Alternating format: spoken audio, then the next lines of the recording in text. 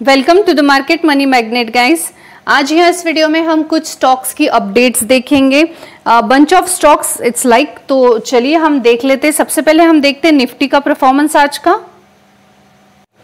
आप यहाँ देख सकते हैं आज निफ्टी में गिरावट हमें देखने को मिल रही है, ज्यादा नहीं है, हल्की फुल्की है, लेकिन जो निफ्टी है इसने अपना ऑल टाइम 52 वीक का जो है हाई बनाकर, यानी 20,222 जो इसका 52 वीक हाई होने के साथ साथ इसका अब तक का सबसे बड़ा हाई था, हम ये भी बोल सकते हैं। उसके बाद रिवर्सल जो है हमें देखने को मिला। हमने ये ऑलरेडी टारगेट प्राइस बताया था कि जिसके बाद निफ्टी जो है ये रिवर्सल में आएगा। 19,800 को अगर वो टच करता है तो वो और रिवर्स जाएगा। सेम हुआ, 19,800 को टच करके रिवर्स में आया है।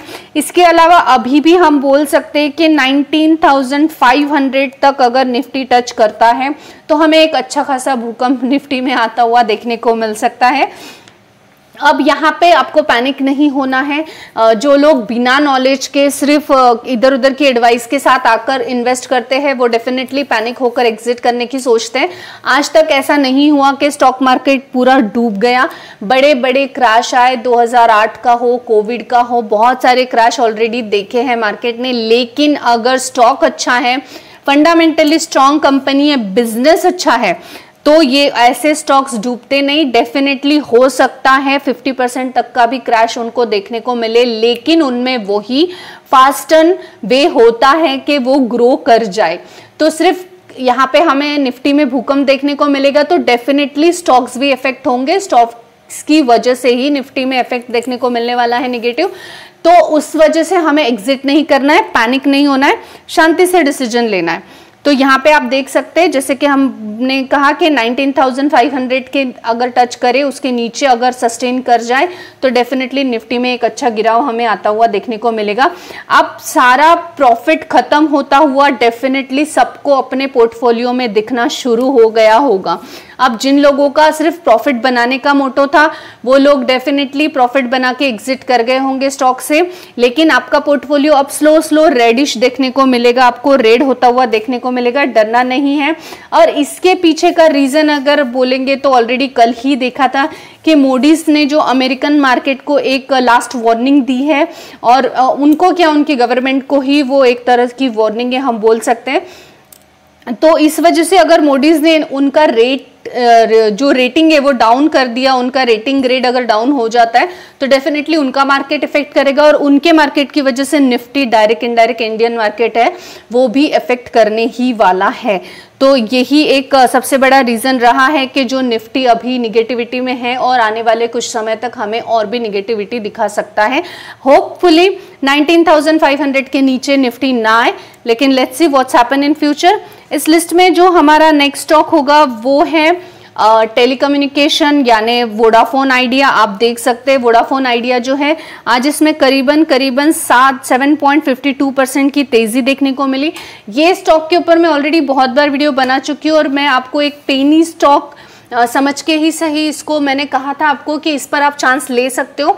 हम पेनी स्टॉक्स में बिना किसी गारंटी के चांस लेते हैं। ये स्टॉक में अगर आपने 7-8 रुपए पे इन्वेस्ट कर दिया होता तो अभी भी आप अच्छा खासा प्रॉफिट बना चुके होते।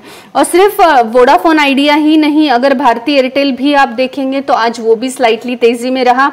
ये स्टॉक भी 600-700 की रेंज से 900 तक आ चुका है, और इनके पीछे का जो कॉस्ट था शेयर प्राइस का जो है वो टेलीकॉम ऑपरेटर्स जो है वो उनके 20 मंथ्स का जो हाई, यानी लास्ट करीबन 2 सालों का हाई ऑलरेडी टेलीकॉम सेक्टर बना चुका है।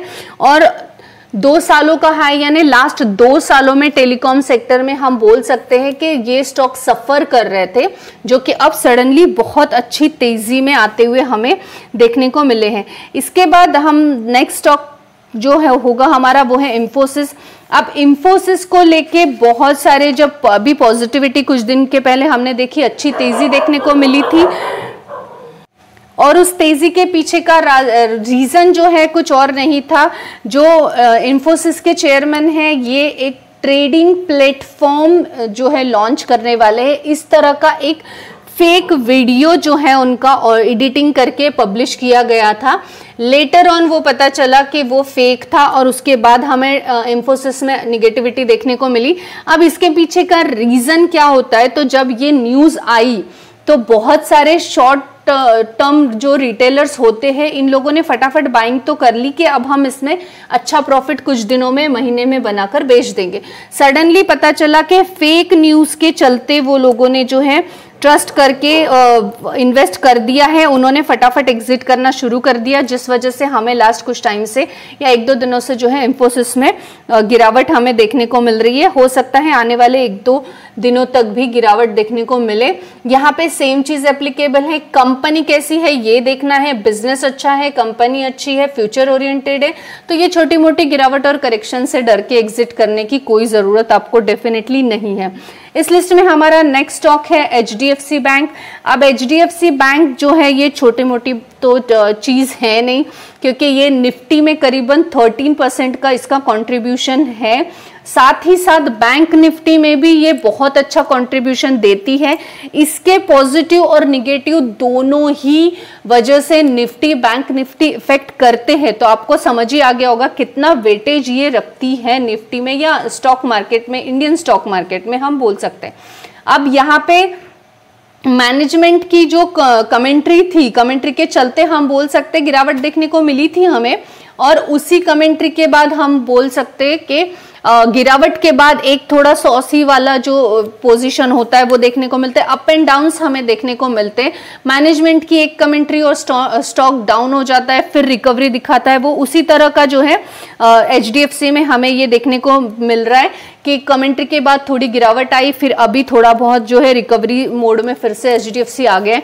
मुझे एक कमेंट था कि HDFC से उनको 5000% के रिटर्न्स बन के मिल सकते हैं क्या, तो मैं डेफिनेटली एक चीज बताना चाहूंगी कि अगर आप इसका 1 साल का परफॉर्मेंस देखेंगे तो ओनली 5.57% के रिटर्न्स है। 5 साल के परफॉर्मेंस में ओनली 53% के रिटर्न्स देखने को मिल रहे हैं, और अगर हम मैक्सिमम की बात करें तो वहां पे बढ़िया रिटर्न्स देखने को यहाँ पे HDFC के मिल रहे हैं। लेकिन ये जो रिटर्न्स है, अगर हम इसकी बात करें कि कब कितने सालों बाद ये रिटर्न्स मिले हैं, तो 1999 से जिसने इन्वेस्ट किया है उसको 2023 में ये रिटर्न्स बन के मिले हैं, पहली बात। और सेकंड, ये भी मैं डेफिनेटली यहाँ बताना चाहूंगी कि ये 11.65 लाख करोड़ का मार्केट कैप वाला स्टॉक है। इसमें आपको क्विकली 5000, 7500 ऐसे रिटर्न्स बन के नहीं मिलते। इसमें सिक्योर, सेफ लेकिन थोड़े एवरेज रिटर्न ही मिलेंगे। कंपनी जितनी बड़ी है उसमें रिटर्न्स थोड़े कम ही मिलते हैं। आप mid cap, small cap, mini cap की तरफ चले जाओ, वहां पे आपको कम टाइम में बहुत अच्छे रिटर्न्स बन के मिल सकते हैं। इस लिस्ट में हमारा नेक्स्ट स्टॉक है वरुण ब्रेवरेज। वरुण ब्रेवरेज पे भी हमने ऑलरेडी वीडियोस बनाई हुई है, आप जाके उसके फंडामेंटल एनालिसिस भी देख सकते हैं। और वरुण ब्रेवरेज में आप देख सकते हैं आज बहुत अच्छी तेजी देखने को मिली है। 52 वीक हाई जो है हम बोल सकते हैं ये इसके बनाने के करीब आसपास है, हम ऐसा इसको कंसिडर कर सकते। वो भी इसलिए कि इसमें जो अभी तेजी हमें देखने को मिल रही है, ये तेजी के पीछे का जो कारण है ये बोफा है।